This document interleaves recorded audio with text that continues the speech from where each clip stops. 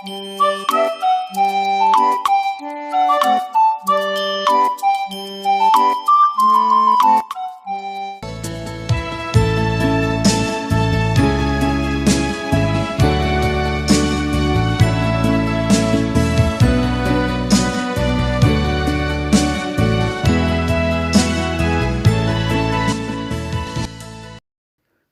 pagi anak-anak.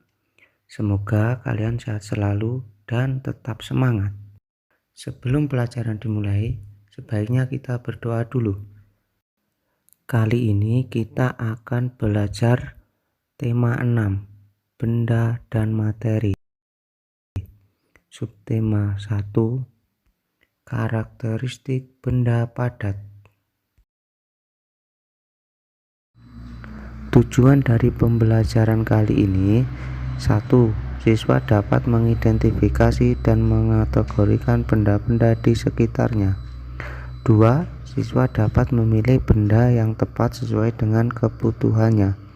Ketiga, siswa mampu memahami letak pecahan pada garis bilangan, serta simetri lipat dan simetri putar pada bangun datar.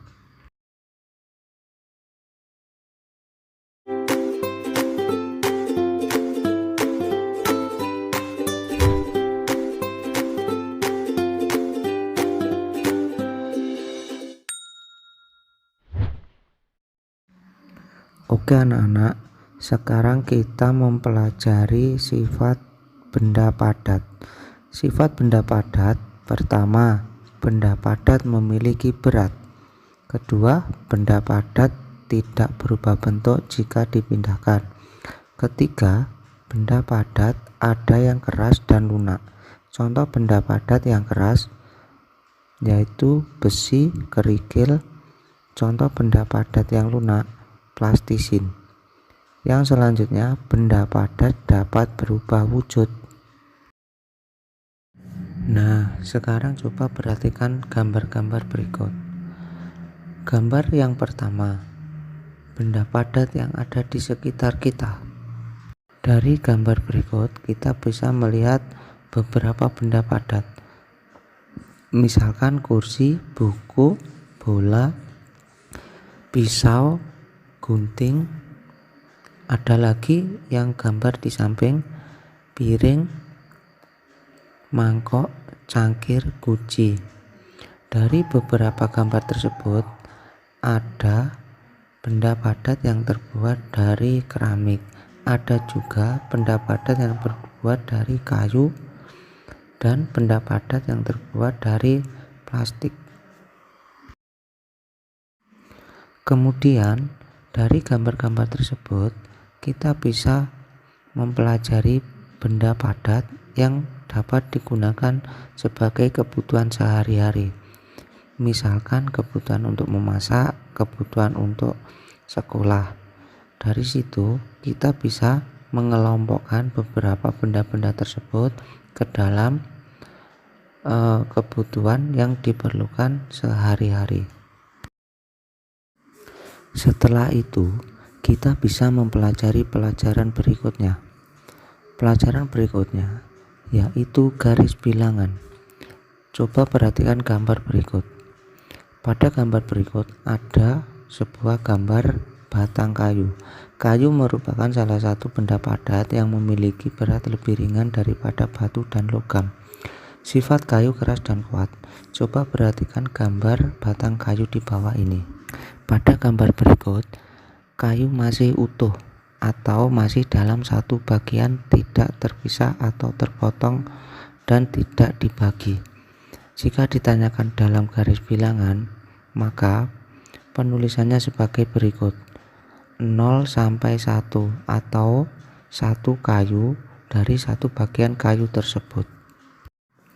Kemudian pada gambar kedua, bagian kayu tersebut dibagi menjadi dua bagian, yaitu bagian kiri dan bagian kanan. Jadi titik di tengah-tengah jarak dari ujung satu kayu ke ujung lainnya itu setengah. Karena membagi kayu menjadi dua bagian yang jaraknya sama, maka penulisannya seperti garis bilangan di bawah: 0 sampai 1 bagian, atau 0, setengah, dan 1 karena satu kayu tersebut dibagi menjadi 2 bagian.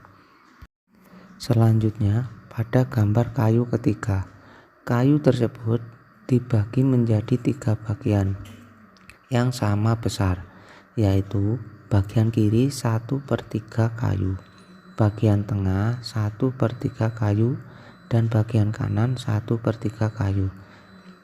Maka penulisannya seperti garis bilangan di bawah: 0, 1/3, 2/3, dan 1, atau bisa ditulis 0, 1/3 bagian, 2/3 bagian, dan 1. Mari kita bandingkan letak pecahan pada setiap garis bilangan. Pada gambar pertama, kayu masih utuh dan belum dibagi, maka penulisan pada garis bilangan yaitu 0 sampai 1. Kemudian pada garis bilangan kedua atau kayu bagian kedua itu dibagi menjadi 2 bagian, maka dapat dituliskan 0, 1/2 bagian, dan 1. Kemudian yang bagian ketiga, kayu dibagi menjadi 3 bagian, maka dapat dituliskan 0, 1/3, 2/3, dan 1 bagian. Semua pecahan tersebut dapat diletakkan dalam satu garis bilangan seperti di bawah ini, atau seperti gambar pada 0, 1/3, 1/2, 2/3, dan 1. Dari garis bilangan dapat dilihat bahwa semakin ke kanan, nilai pecahan semakin besar. Nah, itu dulu ya materi untuk hari ini anak-anak. Sekarang tugas kalian adalah: pertama, sebutkan 6 contoh benda padat yang kamu ketahui. Kemudian melengkapi titik-titik untuk mengisi pecahan berapa yang harus diisikan pada bagian tersebut. Selamat belajar dan selamat mengerjakan.